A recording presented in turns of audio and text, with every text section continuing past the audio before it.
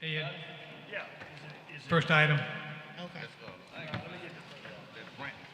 Oh, I'm sorry, it's Randy, I'm sorry. Yeah, they said there hadn't been any calls on it, so, Okay, you okay on that now? yeah, I mean, that might be, I was gonna ask if they operate under the, the Wednesday through Saturday and all that, but they hadn't any calls, they hadn't any calls. And any calls, that's okay then, that's a good sign. Good time. Good sign, okay. All right, item number 2. Tommy, what you got here? This is a request for a mobile home, and the planning commission heard it and unanimously approved it, recommended the rezoning so that this gentleman can put a mobile home. Okay. Fits the neighborhood. Hunter Station. Okay, it fits. Is Mr. Tyson, is this the one that you and I spoke about? Remember the young man that was trying to kind of put a mobile home? They had a parcel of land and they had multiple houses out there, and he wanted to just put, is this the same? Yes, ma'am, that's the very one. Okay, good. The gentleman's name is Willie Thomas. Mr. Thomas. Retired Army veteran, and this will get him out of where he's renting now into his family's property. Okay, sound good. I'm in Okay. favor of this. All right, Tommy, number 3. Number 3 was amended to restrict any nightclub, lounge, no event centers or similar type businesses, but it was approved with those restrictions. B2Q, okay. Yes. Okay, all right. And that's where? Mill Street? Yes. That's my district. I'm good with it. Okay, all right. Number 4. All right, Marche, you there? I am here. Thank you, Mr. President, and council members. We have done all of the substitutes from the last meeting, and this is our final substitute, and we are ready to vote on this ordinance. Okay, sounds good to me. Okay. All right, number 5. Ed? That's you. Okay. I've had a bunch of conversation. I know they're going to be here, and their attorney, Matt Ellis, is going to be here, and I think they've done the things that they need to probably get their business license back. Okay. And that'll be something we will, see what kind of license we give them. That'll be something we need to decide. Okay. We had the email, though. They said it was long, remember? You had a pile of stuff. Okay, this is your deal, Ed, so we'll follow your, I will follow your lead, okay? Ms. Grimes, Mr. Yes. President, Mr. Grimes, have they presented you with a plan? They have. Okay. All right, They have. Okay. Okay, number 6. Hold on, Ms. Blaylock saying something. Brenda? Can you turn Ms. Your mic's not on. Mike don't like each other.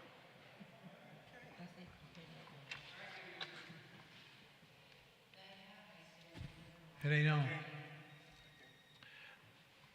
She said they have a standing liquor. Well,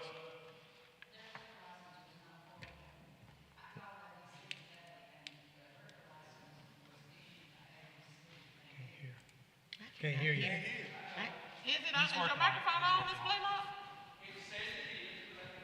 A lot of All them right. are local. come on, The Mike. experts coming forward here. Technology Center. Come on, Mike. We expect a little better. Look her up. But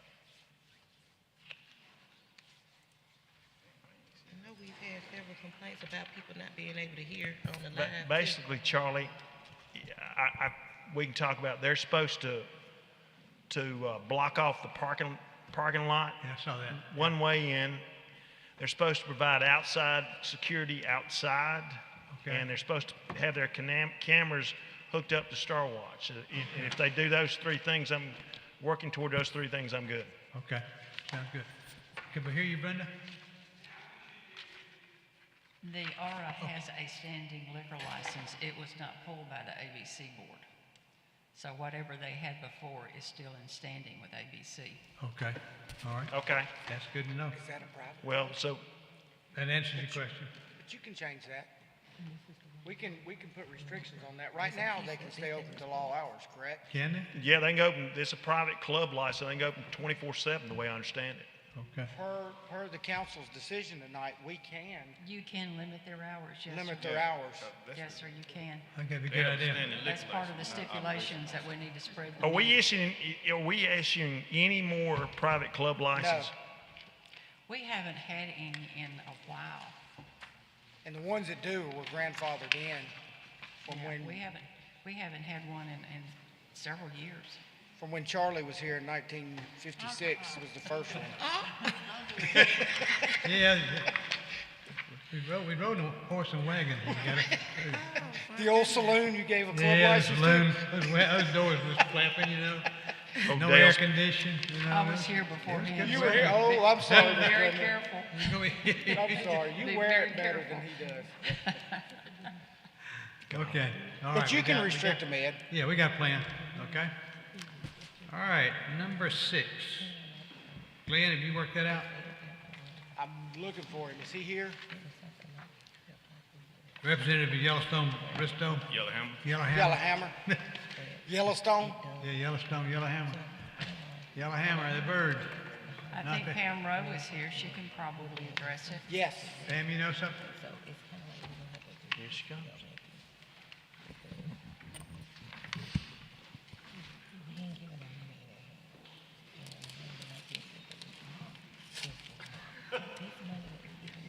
Okay, the owner did come into the office and spoke with the revenue manager, Bob Taylor, who's here, who's present.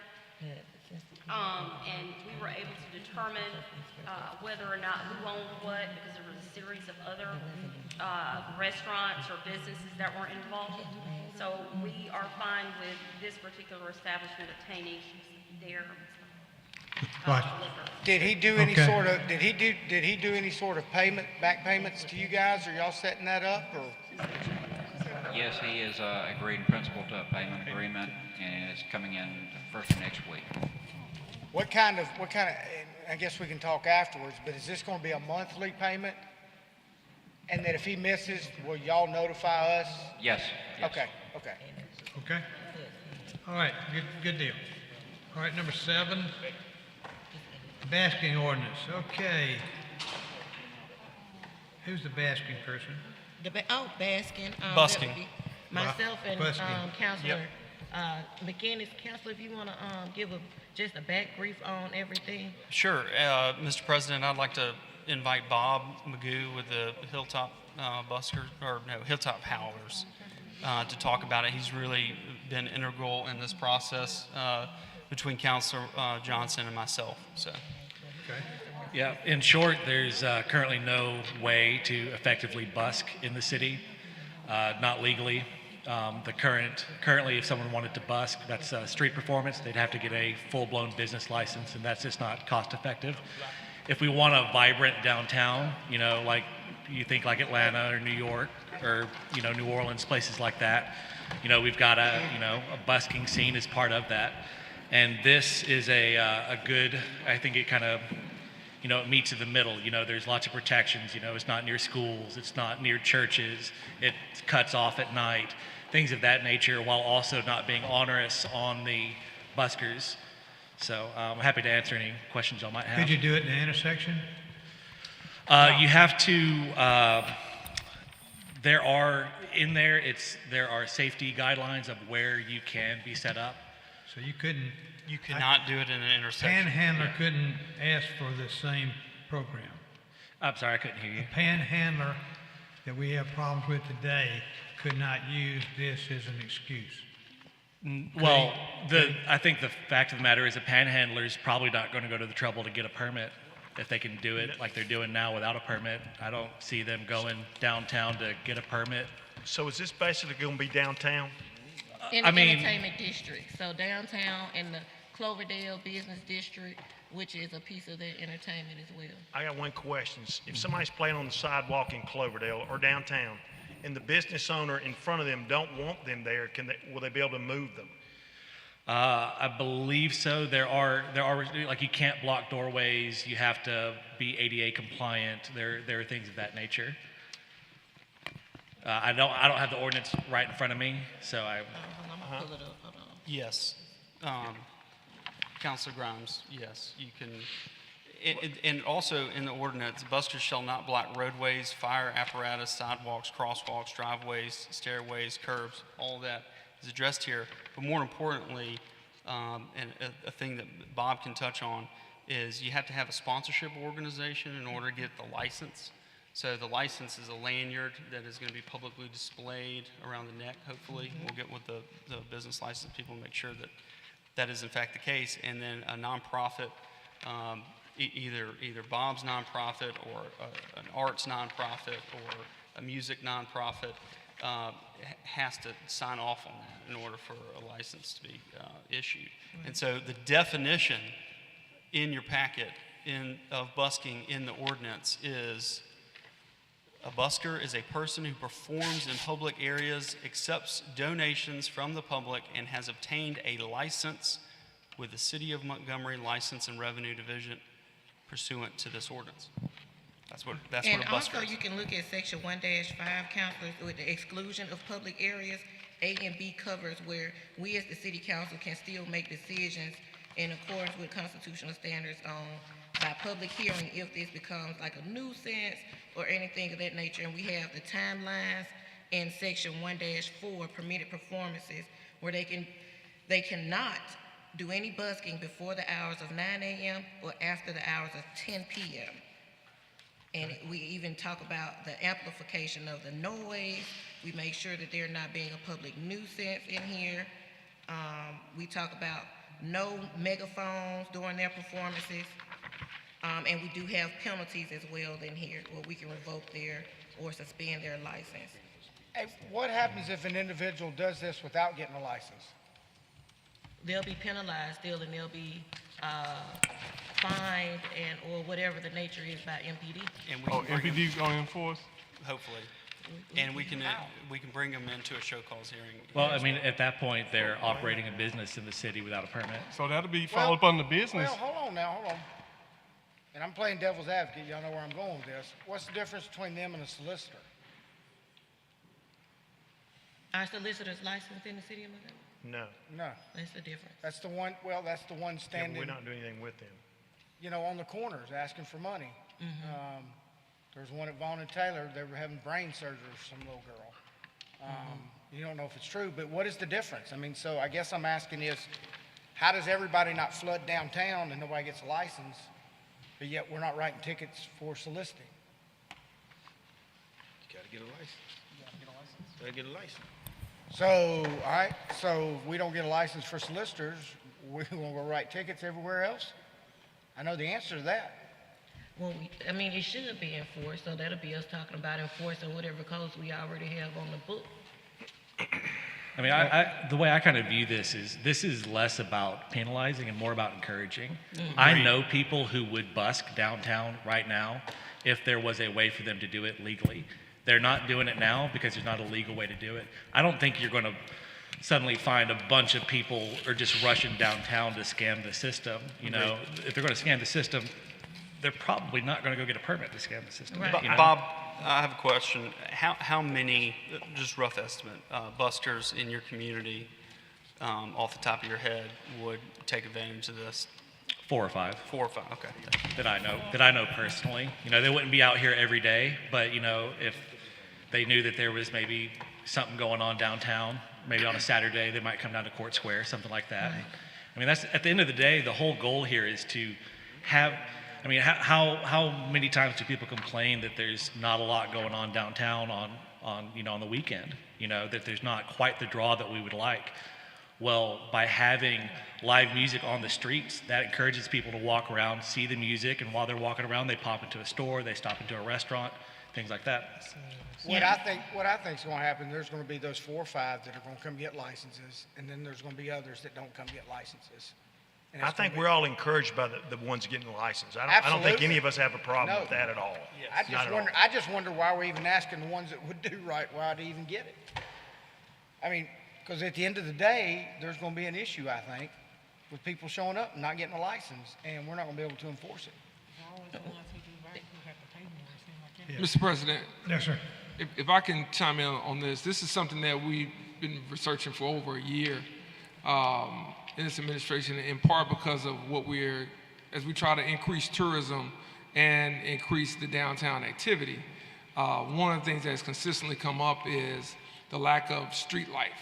And if you go, to a Greenville, South Carolina, if you're in a New Orleans, if you're in a Charleston, one of the things that, you have buskers that are playing the saxophone and playing the trumpet, that are doing different things. There's a distinct difference between those folks that are doing that as part of the fabric of a city to bring a little bit more to some empty storefronts or even just some life to the street activity that's already there, and someone who's kind of there with their hand out, panhandling, if you will. There's a distinct difference there, and there's certainly ways that that will be enforced, because a busker will need to display their license, whether it be in their guitar case or whether it be in the instrument case. They'll have those things there. Some of them even have them right there on the stand, right next to them as well, that show that they have a permit as well. So I understand some of the confusion, but it's something that we vetted for well over a year, and I think it will add to what we're trying to create downtown and other entertainment districts throughout the city, to show people that there's more energy in life.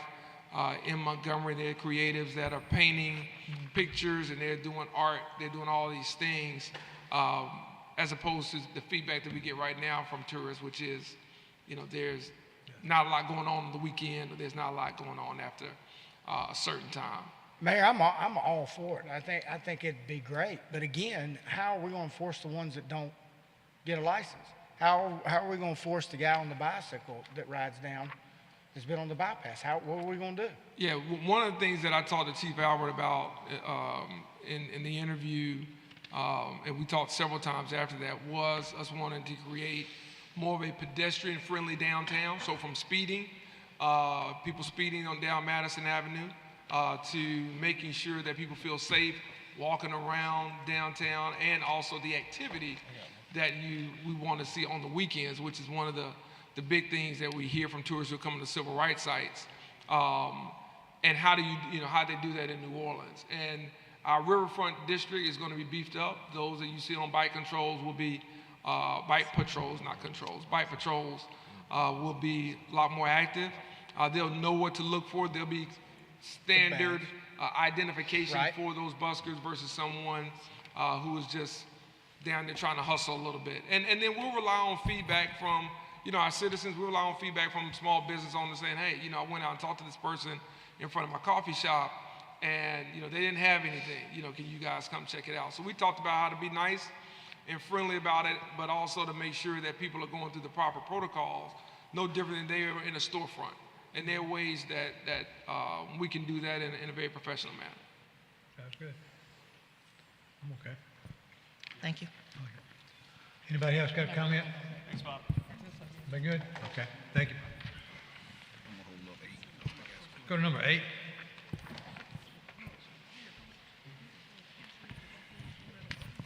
Miss, CC, this, no, I don't know where this is coming from. I haven't discussed this with anybody. So on number 8, I'm gonna hold it up for 2 weeks. I want to read this and make sure we understand what we're doing when it comes to these rental and event centers.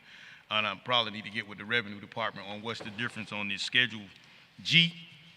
Because both of them is up on the same schedule. So we'll talk about number 8 before we vote on it. All right. Thank you. I don't know. all right, number 9. Mr. Hazard Mitigation is, What's this about? is that Christie Thornton? That's Christy Thornton's. Oh, Chrissy Thornton. Oh, that's Yes, the big, sir. thick thing, isn't it? Yeah, that's where you got the 400 pages? Yes, sir. Okay. I'm sorry, Christy. There you go. Yeah. The hazard mitigation plan is a 2-year project that we've worked with the 11 counties in district, or Region D, as far as all of the counties. The lead, Russell County of Commissions, is actually paid for it through Alabama Emergency Management grants. If we do not have this grant plan in place, if we have a presidential disaster declared, we cannot get the funding. So this is that protective prevention mitigation area before the response and recovery efforts. So this is what we have to have in place. So it's just my request to you as your jurisdiction. Okay. That makes sense. Thank you. Anybody got any questions? We good? Number 10, show cause hearing. Are they still outstanding? Wow. That's hard to, I got a question about another one on, Well- okay, well, this one's Martin's Restaurant, pretty well-established business. I know. I know, they've been around a long time. Oh, They forever. pay the taxes. That's amazing. Well, sometimes those things get mixed up or whatever, but that's interesting. We had one a couple of months ago, Mr. G's. Yeah, And he was yeah. paying back payments. Is he current catching those payments up so far? Okay, so that sounds good. I mean, So in regards to number 10, there have been no communication or contact with the business? There was some attempted contact a few months ago, have not heard from her. Okay. All right. She's gotten a notice of this, Yeah, we've been notified that she is delinquent. but she understands that. Right. I sent a copy of the resolution to her. You did? Yes, Okay. sir, to the business address. She know. She'll She show knows up it. when your Okay. license revoked. You'll show up to pay. Yeah. yeah, she will want it. All right, that's all we need to know. All right, thank you. All right. Number 11, can you stay up?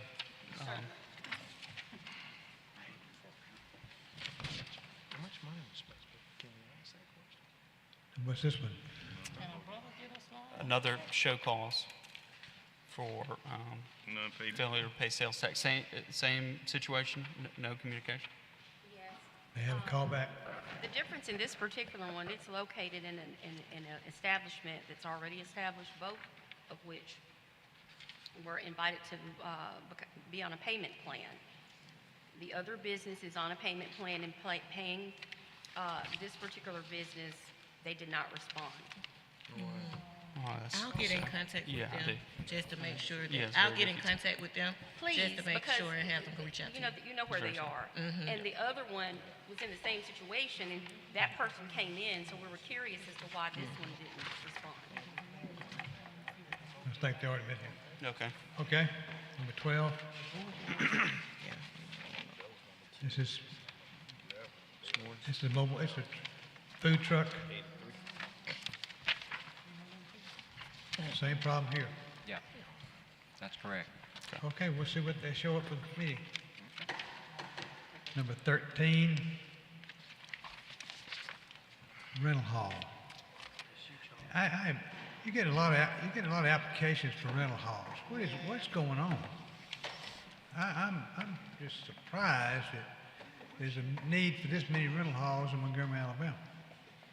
I think we just So are we. Huh? Yeah, something's going on. I mean, I don't know what's going on. We're gonna have to watch. This sounds like to me it's We need a BYOB. picture. We need a picture. Huh? We need a That's, picture. I mean, that's kind of along the lines of what we're researching right now. We are seeing that, we're fearful that some of the lounges may actually turn, and we had one, I think they were a lounge at one time, and now they've become an event center. Yeah. And when spoken to regarding, just questioning, the response was, there were fewer regulations, there's no hours, there's, in terms of when they have to close, there's no insurance requirements other than the ones that you choose to pursue. So there are a lot of advantages for being an event center as opposed to a lounge. Pam, you got any idea how many of these event centers there are in Montgomery now? Yes, sir. We did a count, Bob and I. At last count, there were 34, not including the 34? applicants. Yes, sir, there were 34. Is that As opposed to 16. There 16? were 34 applicants between September of 2021 and date. And there Oh, were wow. 16 lounges in our, Hey, what we need to do when they come for a child, we need to restrict them. So 34 applications in a year? they're basically? approved event center, yes, sir. We got to do something. They're up to something. Somebody's figured out some way to beat us. We come up with them and just come up with some stipulations. Right, because you do have not just the whiskey purchases that they, that an ABC-approved establishment would be paying. There's a loss in sales tax on the sales end of that thing. Oh, yeah. I don't even know Yeah. how to make I any mean, money. they just, Like, it's only a city of And Yeah, it's, this is- it's this gonna bad. show up eventually, It's yeah. scary, yeah, Everybody okay, got one? Oh, every street. okay, thank you. They gonna make what, $100? So we gonna approve this one, Charlie? No, we're gonna hold it up. I'm gonna hold it up. I'm just worried about it, it just don't make any sense to me. Hidden treasure event, and it's on, this was actually in Pike Road, but it's in City of Montgomery, this is Pike Road.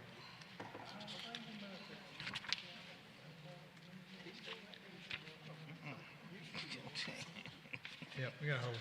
Yeah, I'm gonna hold it up. All right, 14, I'm good with it. okay. Okay. All right, 15, Taco Company on Atlanta Highway. Yeah, I'm okay with that one. That's me.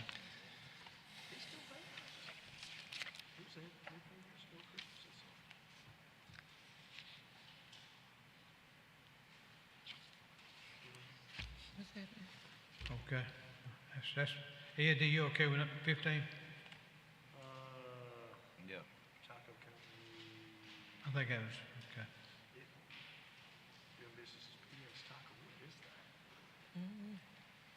Atlanta Highway. I would say yes, Charlie. Okay, we'll let them come, we'll see what happens, okay? All right, number 16, I'm okay with it. you okay with that one? Okay, number 17, that's mine, I'm okay with that one. Number 18, that's yours, Ed. That's,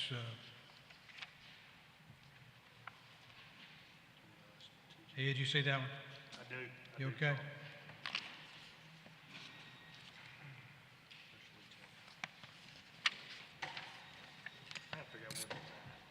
By Hope Archie, based off the picture, in that shopping center. Yeah, I'm fine with that. You okay? Yeah, okay. All right.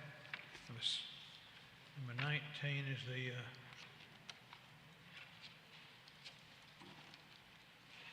demo abatement agents. Okay. Number 20 is the, unsafe structures, and then number 21 is the tearment downs, and number 22 is your abatements, okay? Okay. Now we have, some people want to talk to us. Ms. Audrey, you had somebody come in to see us. All right. Gilbert, Ms. Porter, Oh, yeah. you here? Yeah, there you are, okay. Couldn't see if the sunshine that way. Hey, Miss Porter, how you doing? Yes, I am here. Thank you so much for coming. Oh, you're welcome. We know you have a lot going on, but I just, in some of the meetings we recently had talking about, some of the federal dollars, there was discussion about different pockets of money. And so, and I know, you identified probably everyone out there, but I just didn't know if you had and I know you're a one-man show, so I know you need some help, I know that. But I just kind of wanted to get an update, because the people ask me, are we applying for all these dollars, and I don't know, so. Okay. Well, the presentation for today are the grants that I am working on that are not included in the bipartisan infrastructure law. There are 494 opportunities under the bipartisan infrastructure bill, but all of the notice of funding opportunities have not been published, so we do not know the requirements. So I did not include them in this presentation because it may be that we do not qualify for a particular grant opportunity. Yes, ma'am. So this is based on the grants that I have already applied for, what we have been awarded, and what we're currently actively working on that are not included in the opportunities that will be available through the bipartisan infrastructure bill. Next slide. So here are the grant opportunities that we've submitted a grant application for, but the award decision has not been made by the awarding agency. The first two grant opportunities are through the National Park Service for African American Civil Rights Historic Preservation. So in the city of Montgomery, we do not have a civil rights historic district on the National Register. And these grant opportunities, the first one was headed by the Community Development Department, and is to preserve the stories of everyday individuals who are involved in the civil rights movement in Montgomery through oral history, to later be used in interpretations through museums or any tourism and attractions through the city of Montgomery. The second one is directly related to civil rights historic districts. Since we do not have any, this grant will provide housing rehabilitation for West Montgomery, King Hill, and Centennial Hill in an effort to get these areas on the National Register. Homes in those areas, they have to fit a certain look for historic preservation. If it has not been preserved, then we run the risk of not being nominated.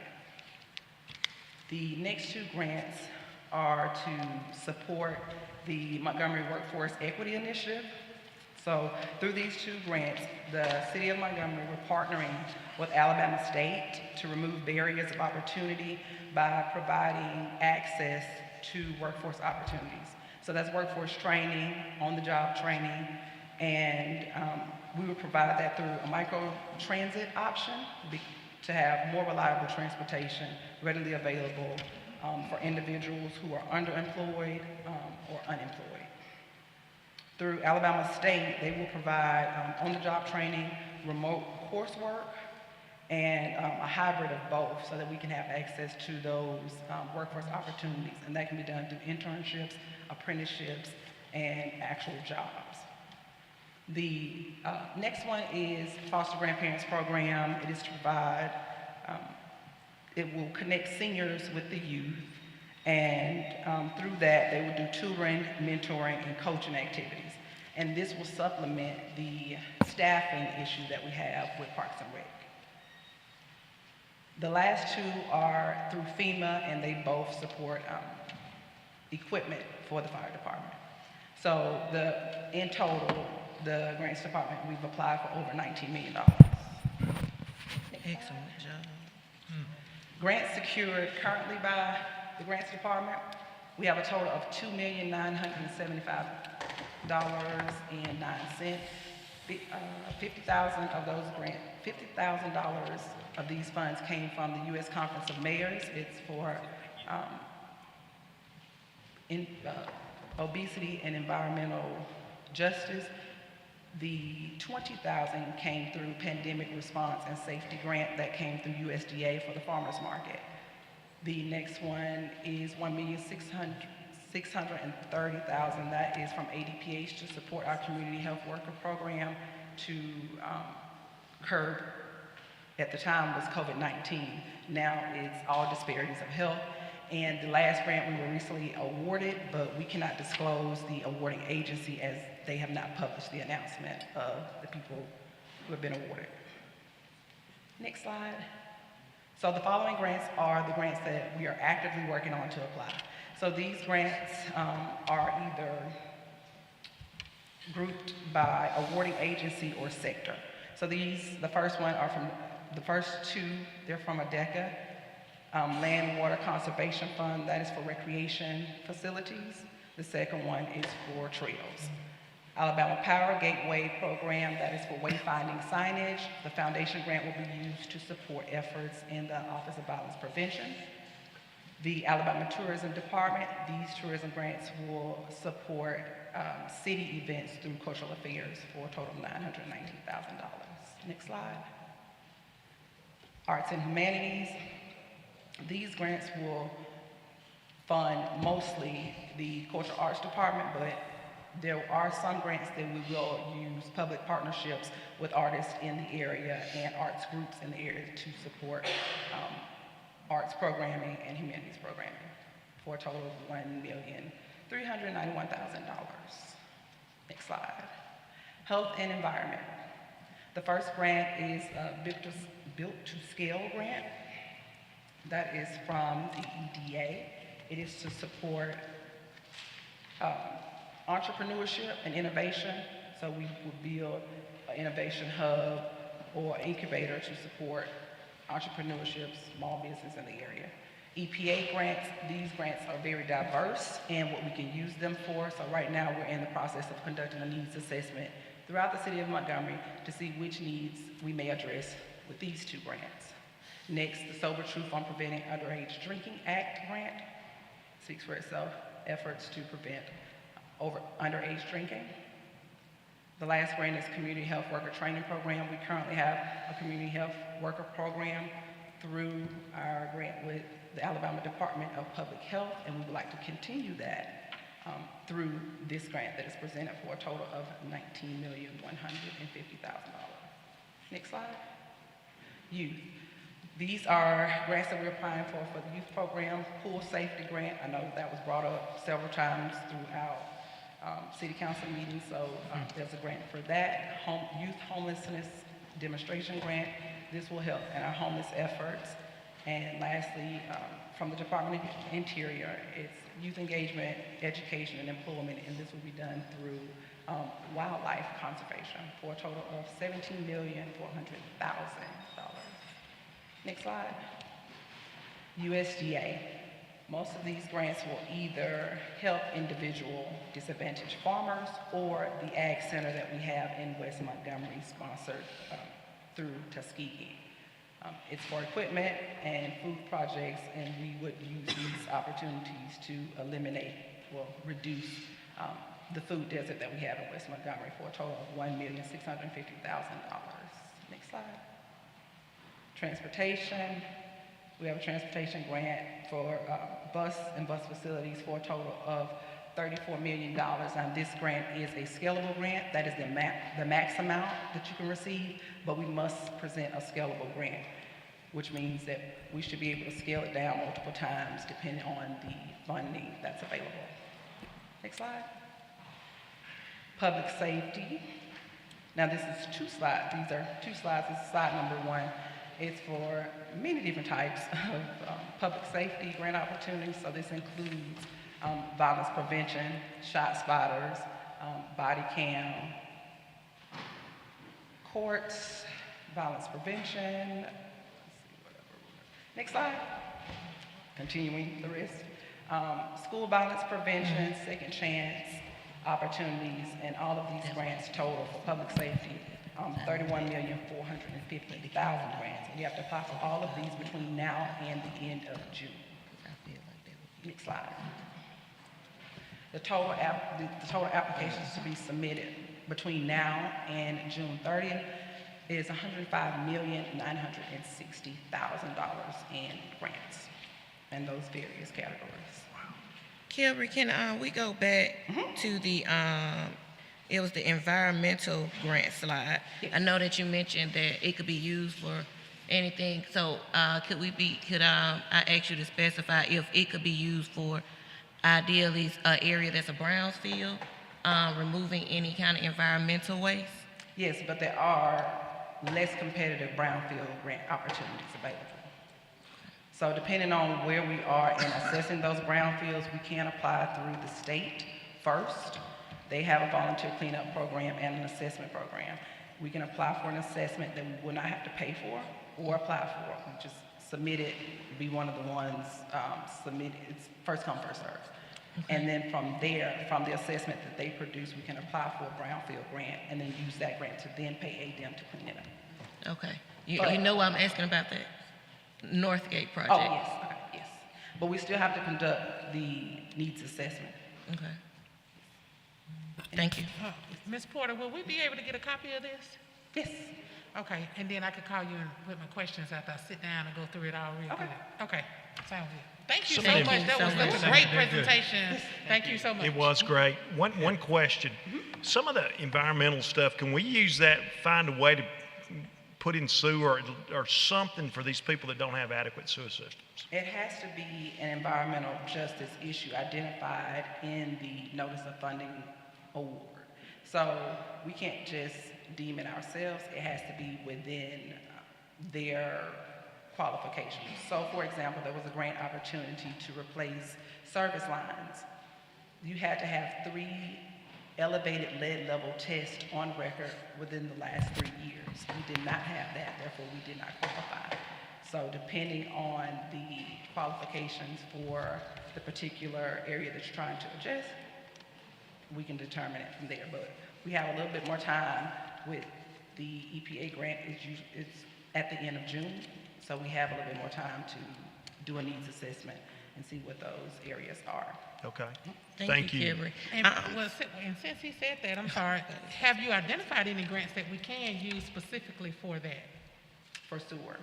So our issue that we have with the areas that require sewer that we've done surveys for, they are in wetlands or in floodplains, or they have been impacted or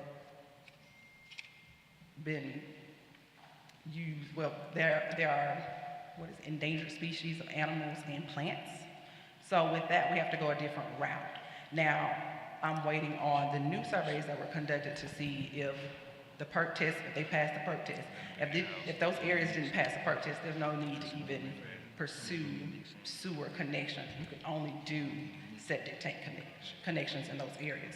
But I have been working to do an 8-step process that you have to do in those areas in order to pursue funding for homes that are in a floodplain areas. It's through Executive Order 11988, and that's through the protections of wetlands and floodplains, because you cannot put federal funds in those areas without mitigating the funding and making it necessary. Sewer isn't something that they deem necessary. So we would have to go through funding through FEMA or alternatives based on the 8-step process.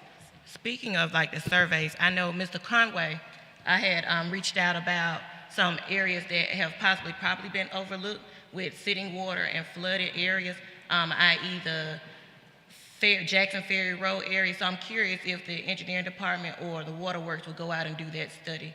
Mr. Conway, are you able to answer that question? I know I haven't gotten a response about that from my area, and I don't want them to be overlooked for any funding. To do a study for?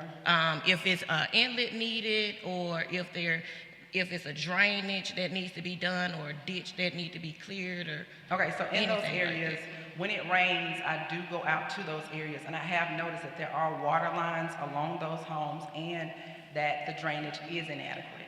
So that is something that is on my radar that has not been brought up, but I noticed through the site visits that it's something that the residents haven't brought up as an issue, but it is a big issue. They have. It's been several 311s, and I'm asking a question if Mr. Conway could come answer once you're done with yours. Okay. And while he's walking up here, but let me make sure, Ms. Porter, that I understand you said that it's not that there aren't any funding. Right. It's just that you have to go a different way. We have to go a different route. You're doing some studies and making sure we can qualify for those routes. Because if we do not, we will have to pay that money back. And you do not want to mess with land that has endangered species of anything. We will have to pay that money back. We may be debarred or suspended from grant funding if we do not follow federal regulations for those areas. So you go through FEMA after you complete the 8-step process, which we are in the process of planning to do. But you have to identify alternatives to centralized sewer, and then from there submit that to FEMA or HUD, depending on the funding opportunity, and they will decide what's the best route for pursuing grant funding in that area. Okay, is there a deadline on them, like before those fundings run out? We don't want to, No, it's ongoing. So this is all preparation for the bipartisan infrastructure bill funding, because it will continue to come out every year. So currently, we're not set up to apply without doing that 8-step process. We have to complete the 8-step process. It involves advertisement that has to be up for a certain amount of time, conducting citizen participation meetings, and you have to have a good turnout. An issue that we've had before with sewer hookups is the particular area, they're divided on whether they want to pursue money for sewer or something else.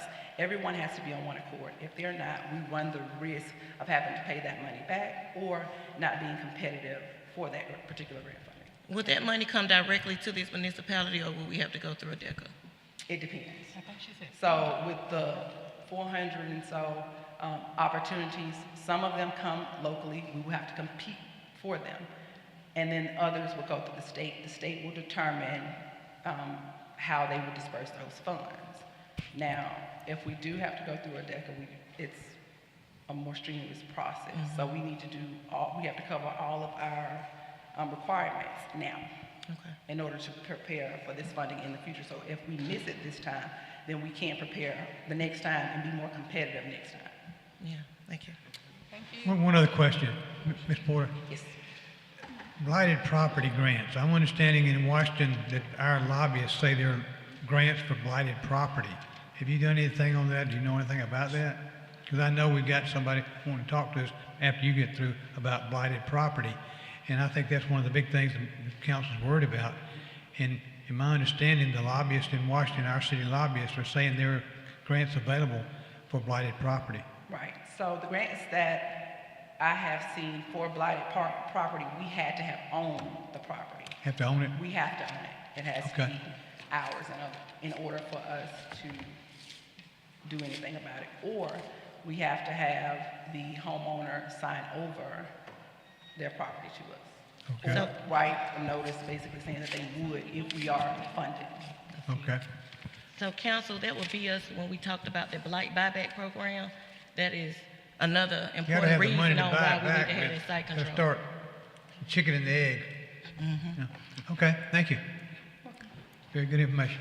Okay, Mr. President, can Chris Conway come up first? yeah, Chris. Thank you.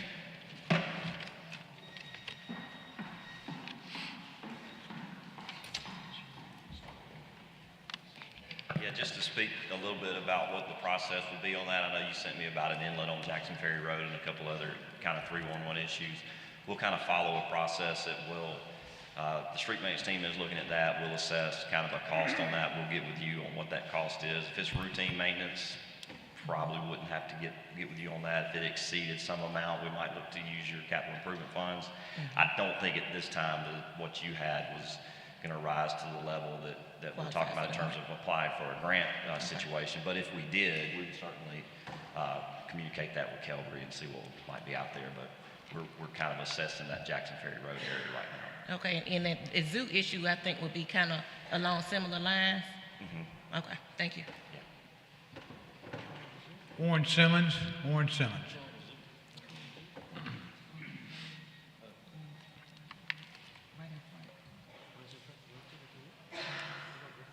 Thank you for letting me address you here tonight. My name is Warren Simons.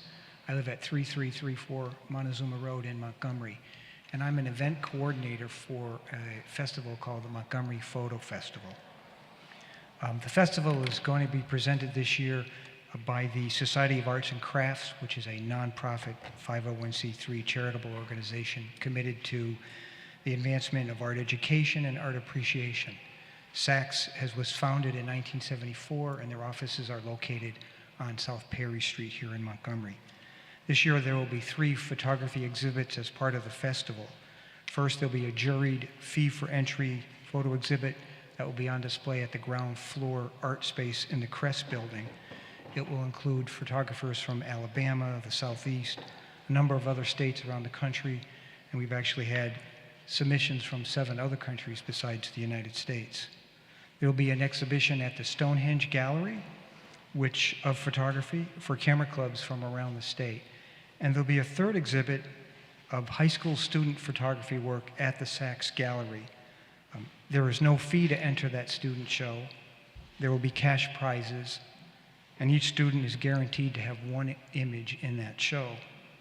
This event is going to give students the opportunity to participate in the process of preparing work for exhibition, exhibiting in a gallery space, viewing work with their contemporaries, meeting other photographers, and possibly winning cash awards. And we never know what events will help change the course of a young person's life, so that we hope that this student exhibit will play a small part in that process. All 3 of the exhibits will occur in September at the same time, with each show opening on Saturday, August 13th. All the work being done organizing these exhibits is being done by volunteer labor. No one is drawing a salary. For us, the ones who are organizing this, it's a labor of love. We received funding from the Alabama State Council of the Arts, from businesses and individuals, and we're actively seeking more financial support to help with the effort. So to that end, I'd like to make a request to the council that you allocate $250 that would be used towards the cash awards that the students will receive. There'll be 8 of them at $100 apiece. This is our 4th year of doing this festival. Previously, we called ourselves the Society of Arts and Crafts Stonehenge Gallery Photo Competition. And each year's success has allowed us to dream bigger about next year. And in keeping with the transformation that's underway in Montgomery and wanting to be part of that process, this year we changed our name to the Montgomery Photo Festival.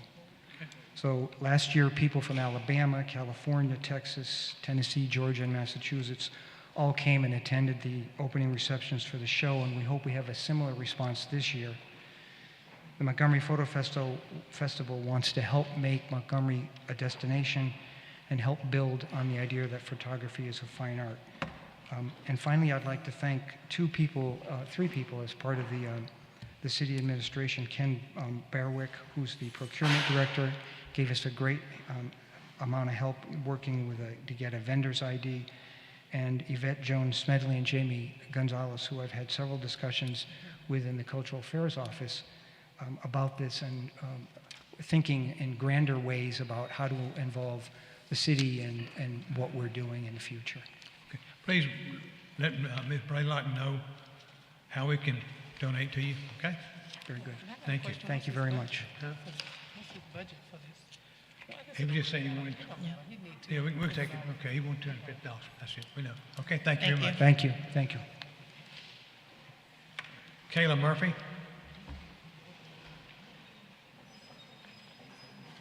Kayla Murphy? She's coming. Oh, she coming? Oh, she'll get it? Okay.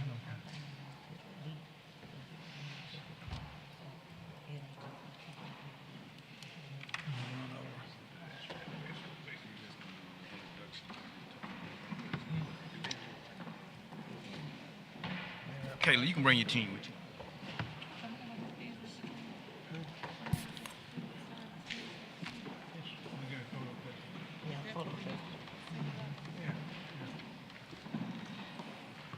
Sorry. Yes, ma'am. Yes. Mr. President. Yes, sir. Ms. Kayla Murphy, I kind of invited this team out. I spoke with them. Me and Mr. Mitchell met with them about a week and a half ago about some projects that they're talking about when it comes to abated properties within the city of Montgomery and how they're doing it in other cities around us. And they wanted to come and just kind of explain to the council basically what they do and how they look forward and how they can possibly partnership with the city of Montgomery. Very good. Thank you. Good afternoon, everyone. My name is Kayla Murphy. I'm an insurance broker and consultant here in Montgomery. Today I have my team with me to address blighted and adjudicated properties. We have worked in other cities to demonstrate to Montgomery on how we can address blighted and adjudicated properties. Right now I'm going to hand it over to one of my partners, Jerry Leidick, to start the process of what can be done here in Montgomery. Jerry? Hey, good day. Hey, good day. Yeah, the blighted properties has been a problem across the nation. And here locally, we have hands-on experience across the South. Storm-rattled areas that the houses have been ravaged by storms and simply they've been neglected and nobody actually came back to the houses. In the case of Montgomery, born here in Montgomery at St. Margaret's Hospital, I noticed that the issue continues to worsen. There are programs that are located within our jurisdiction, the heart of Montgomery, that within your grasp, that there could be a turnover with the blighted properties and revitalize the community, such as a veteran housing program, such as first responders, first-time buyer programs, such as if they are dilapidated to a point, they need to be demoed and rebuilt with a construction product that can withstand what the South does bring, such as rot, mold, and bug-riddled materials. What we have done in recent past, we have gone to cities like New Orleans, Lake Charles, Lafayette, Baton Rouge, and we have handled the Blighted House program, utilizing nonprofit organizations, also grants for the initiative. But there further lies a problem is also the infrastructure. Now that the houses are structures, because they are mixed with commercial and residential, the infrastructure also is outdated. So what we have tried to do is we try to recognize what we're trying to spearhead, get myself familiar around the community. There is a lot of canvas that can be turned into what could be impact growth of Montgomery County that's not being utilized right now. You could actually take a look and you can see that the dilapidated properties, you could actually go and put up something like a T&E development, which we would probably recommend to look into, where you mix use public and private finances to pretty much stunt the growth of the area. As far as the abandoned properties are concerned, targeting and spearheading as a concern to bring people back to Montgomery, or actually have those that do grow up in Montgomery not want to leave Montgomery, we do offer a solution with our team of people that we have put together that has experience. Again, it goes as far as Tennessee line, the northern parts of Mississippi, northern Louisiana, some parts of, majority parts of Alabama. Blighted is in every city, but towards the south it has been an issue. So what you're saying is you have a plan? Yeah, we do have a plan, yes. Yeah. Are you all developers or builders? I'm sorry, I missed that piece. We're both. Both? Yes. We are infrastructure developers. We're also commerce, municipal. We help write grants towards the initiative to see to it that money's put in place for these type of programs. We involve nonprofits. We help bring in incubators already in place that are in other cities, or we help create our own incubators, with the available space, with the available properties. And suggest that, as far as the growth is concerned, help draw lines and redevelop neighborhoods and communities so they can withstand within themselves. It's easier to manage a problem if you have a smaller community. And like in New Orleans, for example, we have uptown, downtown, warehouse district. There's probably 45 little districts that the little neighborhoods can contain, but it's greater New Orleans as a whole. So we would recommend maybe rezoning, and in participation, we ask for your asking for our assistance. We'd like to bring forth a solution. Okay, I think you've got our attention. Okay. Mr. President. Yes, sir. Mr. Calhoun. My colleague Fletcher Shaw. Okay. Good evening. Good evening. To the mayor and the distinguished city council. My name is Fletcher Shaw, and I am a planner in economic development. We are all a team that travel throughout the country providing professional services. And let me first thank you all for allowing us to come out and to talk with you about the services we provide, not only statewide, but throughout the South in these different regions. Let me first establish something. I don't want anyone to think that we are here to conflict with anyone or here to take someone's job. When we come into town, we work with your department heads, we work with your entities, your nonprofits, what have you. We bring together a host of services. The team that we have put together for this vineyard here today, we are working these opera funds, these American Rescue Funds in other states. Now, I'm going to let the engineers get into a lot of the details of it, but I'll just lay out some basic foundation. I've been hearing questions. The federal government has certain guidelines set up in order for you to qualify for these funds. And rightfully so, like your grant person was saying, there are guidelines, regulations that you have to go through.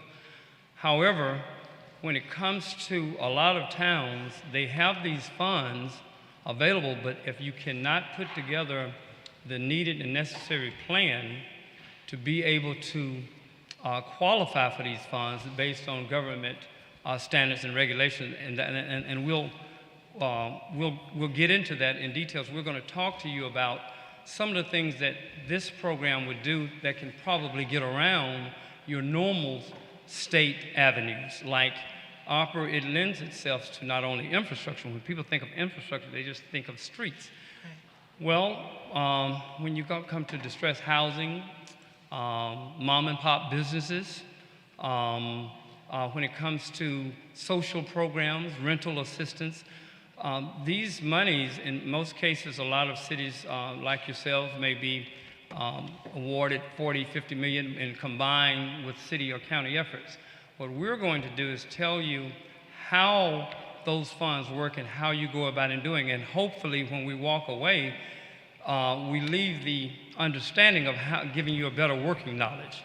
Let me ask you a question. Yes, sir. Where have you been doing it, and what kind of success have you had there? You talking said, where about are we New Orleans? actually doing this program? Yeah. In the Jackson, Mississippi area of Hinds County, Okay. which is, there is a collaborative effort, Memphis, Tennessee. Okay. And they'll get into the details. Well, I think we need, the bottom line of this, we need to get in our planning department and look at this thing deeper, because right Yes. now is not the time really to, you need to talk to the people involved. So I think you need to get with Robert Smith in our planning department and put a presentation together with him and maybe our MPO or council in a separate meeting, okay? And one last thing, again, if you don't mind. Yeah. Well, there are different components. We look at the program management piece, so therefore we can still utilize outside engineers, consultants, all of that comes together. But we appreciate this. Well, we like the idea. I mean, Okay. we've seen this before in a situation where people came in and told us they could do something, they took the money and ran. So I don't believe y'all are the ones that run, okay? And so we'd like to have you, I think the mayor will be interested in listening more to what you do. Okay. Right, Mayor?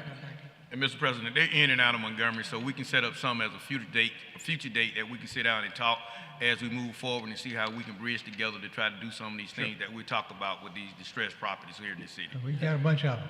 They was here today for a luncheon and they decided to stay over to give a Well, brief. appreciate you introduce coming, themselves. appreciate the Thank you all so much. presentation. Thank you. Thank you so much. Mhm.